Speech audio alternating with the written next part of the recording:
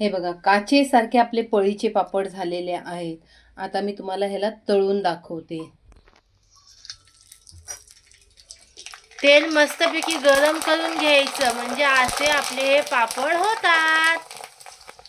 असे हे तळताना चौपट फुलणारे साबुदाण्याचे पापड अगदी सहज आपण बनवू शकता.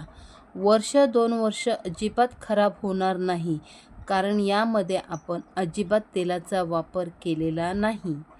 आणि हे करताना आपण साबुदाणे किती घ्यावे, कितपत भिजवावे आणि पाण्याचं प्रमाण किती घ्यावे, सोबतच पापड करताना म्हणजेच साबुदाणा भिजवताना पाण्याचं प्रमाण काय घ्यावं, म्हणजे आपले साबुदाणा पापड तुटणार नाही, या सर्व गोष्टी मी या व्हिडिओमध्ये सांगितलेल्या आहेत. तर तुम्ही हे पापड सहज बनवू शकता. तर व्हिडिओ शेवटपर्यंत नक्की बघा.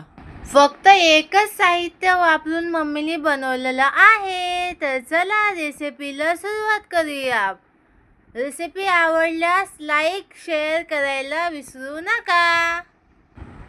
हे पांढरे शुभ्र साबुदाणा पापड बनवण्यासाठी मी इथे 2 ग्लास साबुदाणे, म्हणजे वजनी म्हणाल ना तर अर्धा किलो साबुदाणे आहे. साबुदाणा स्वच्छ 2 वेळा धुवून घेतला.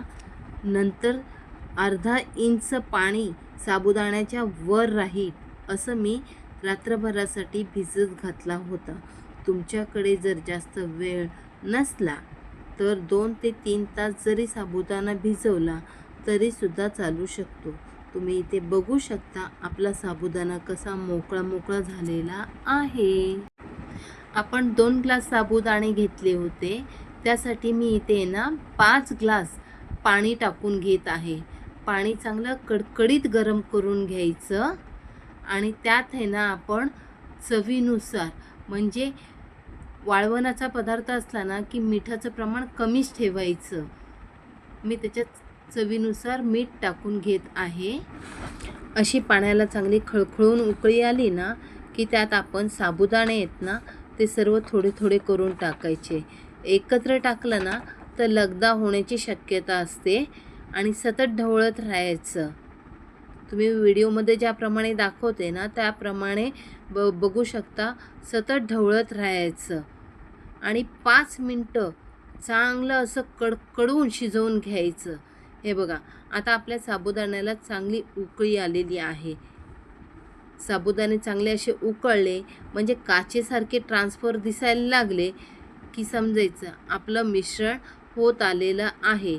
फक्त 5 ते 6 मिनटं लागतात ह्या फेण्या बनवण्यासाठी. हे बघा, मी तुम्हाला आता जवळून दाखवते कसं ओळखायचं आपलं मिश्रण झालं आहे की नाही. आपलं मिश्रण झालं आहे की नाही हे ओळखण्यासाठी आहे ना मी इथे एक ताट घेतलेलं आहे, त्यावर हे मिश्रण टाकून बघायचं. जर हे पसरलं नाही ना तर आपलं पळी पापड बनवण्याचं मिश्रण तयार झालेलं आहे. आता बाहेर मस्त उन्हात एखादा प्लॅस्टिक पेपर टाकायचा आणि मिश्रण थोडंसं थंड करून उन्हात मस्तपैकी टाकायचा. मैत्रिणींनो, तुम्हाला इथे आहे ना हे दिसणार नाही, कारण माझा प्लॅस्टिक पण आहे ना, मी अंतरलेलं प्लॅस्टिकसुद्धा पांढरंच आहे, त्यामुळं त्याच्यावर पळी पापड दिसत नाही आहे. हे मस्त कडकडीत उन्हात 2 दिवस मस्त वाळवून घ्यायचं.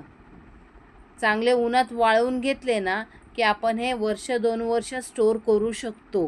हे बघा, काचेसारखे आपले पळीचे पापड झालेले आहेत.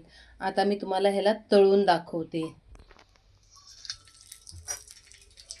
तेल मस्तपैकी गरम करून घ्यायचं, म्हणजे असे आपले हे पापड होतात. हे बघा, अशा प्रकारे आपण तळून घ्यायचे मस्तपैकी सर्व पापड. पायलला चटका लागतोय म्हणून पायल घाई करते आणि वरती घेतलंय फोन. आता मम्मी काढून घेते. हे बघा, अशा प्रकारे आपले पळीचे पापड किती मस्त झालेले आहेत, तुम्ही बघू शकता. मैत्रिणींनो, तुम्हाला जर आजचा हा व्हिडिओ आवडला असेल तर लाईक करा, शेअर करा आणि आमच्या चॅनलला सबस्क्राईब करा. भेटूया पुन्हा नेक्स्ट व्हिडिओ मध्ये. Bye bye.